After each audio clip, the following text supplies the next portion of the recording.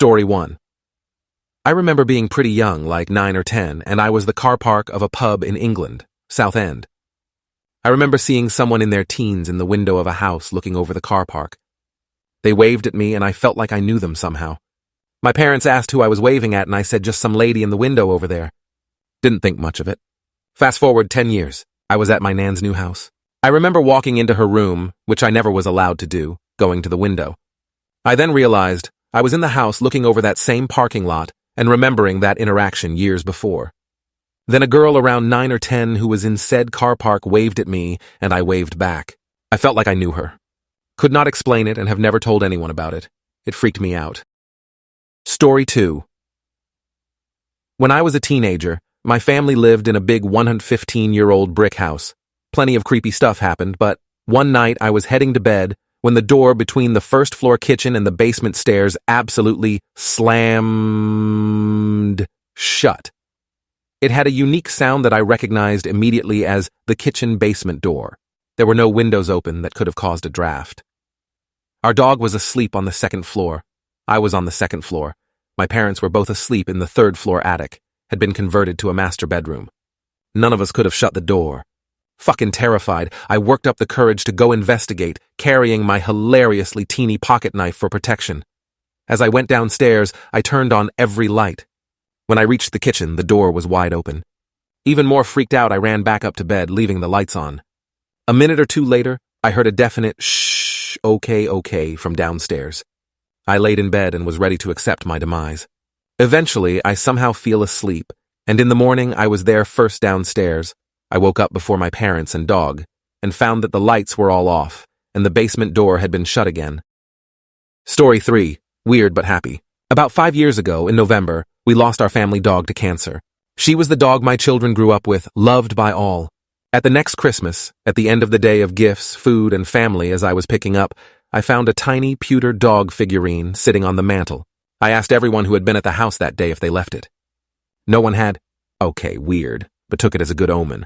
When my eldest went back to college at the end of that Christmas break, he asked if he could take the little figurine to remember his dog. Of course, I said yes.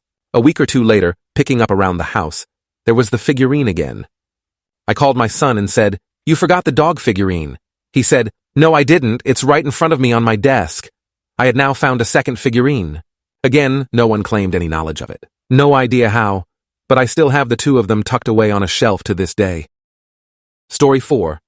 About a year ago, me and my cousin visited Los Angeles. We were driving around using Google Maps, and after missing our third or fourth exit, we swear we both heard it sigh loudly before it rerouted us.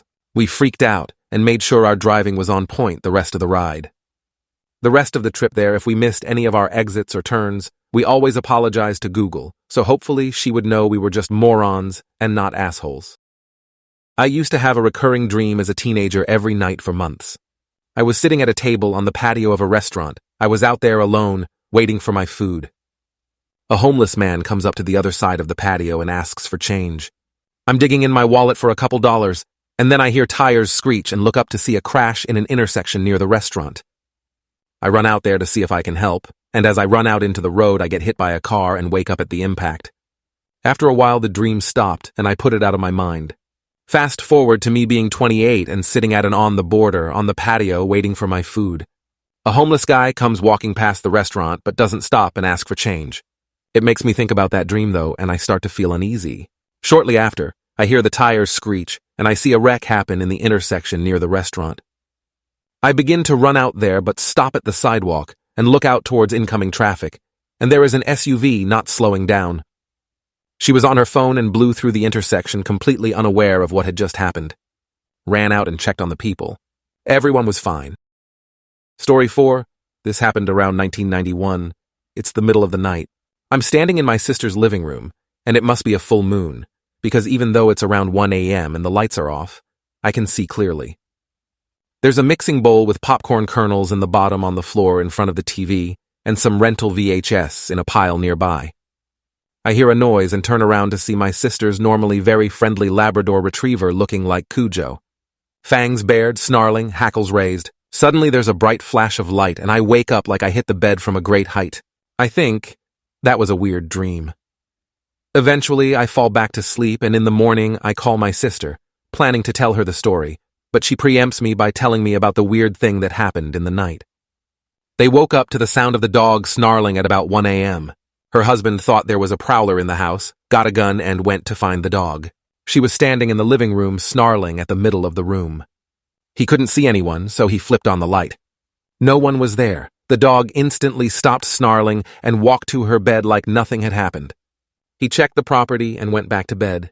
We talked a bit, and I found out they watched some rental movies, and, of course, we had popcorn. Why? My sister is a little woo-woo at times, so I decided not to tell her about my night. She lived about 450 miles away, by the way.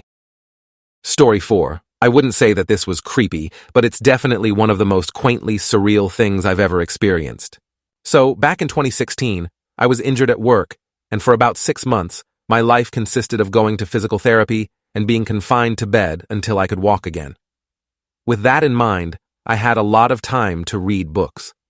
One of the books that I was reading was Ex-Heroes by Peter Clines. Now, I don't know about anyone else, but when I read a book, I like to cast the characters in my head, coming up with how they look. One of the minor characters in this book was named Ilya, and because I know someone named Ilya, and because the book is set in Los Angeles where I live, the Ilya in the book became the Ilya that I knew in my imagination. But then, something strange started to happen. The Ilya in the book made specific references to movies like Aliens, a movie which the Ilya I know is a huge fan of. The Ilya in the book was a big fan of firearms, as the Ilya that I know is. Put into words, these details seem slim, but there was something so strange about the character in this book that I eventually reached out to the Ilya that I knew to ask about it. Turns out that Ilya knows the author, Peter Clines, who had put him in the book. What are the odds that I would choose to buy a random book with a story that takes place essentially on my street in Los Angeles and features someone I know in real life as a minor character? That blew my mind, and it's easily one of the most surreal experiences I've had. Story 5. I've told this story before. 3 years ago, my childhood dog died very suddenly and unexpectedly. She was sick for a few days, but turned it around and got better before dying very quickly and painfully in my dad's arms. I live out of state, so I wasn't able to be there for any of it. It's a 6-hour drive, and I felt very, very guilty about her passing without me there. I had a very deep connection to her, and she had been my best friend for 12 years. I was devastated by her death. I couldn't work or eat or do much of anything. I was constantly bursting into tears. It was just awful. My heart just ached, and I found myself apologizing to her for not being there. I just felt so guilty. One night I had a dream about her. I dreamt I was in this empty space, and Charlie came running up to me, whimpering excitedly. She was licking my face and generally just freaking out, and I was sobbing.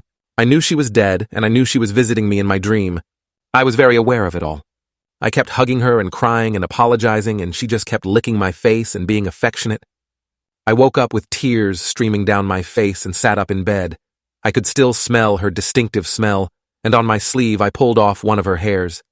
She had never been to my apartment, and I hadn't seen her recently.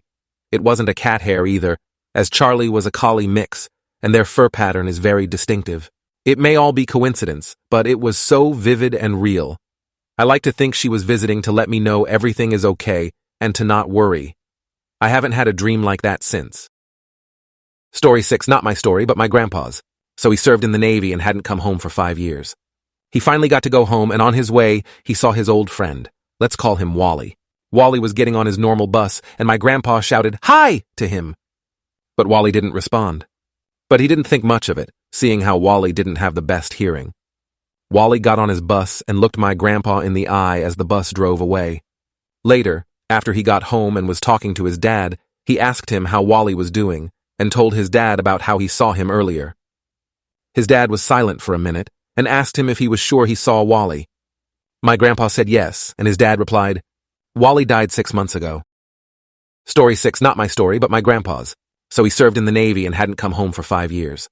He finally got to go home, and on his way, he saw his old friend. Let's call him Wally. Wally was getting on his normal bus, and my grandpa shouted, "Hi!" to him.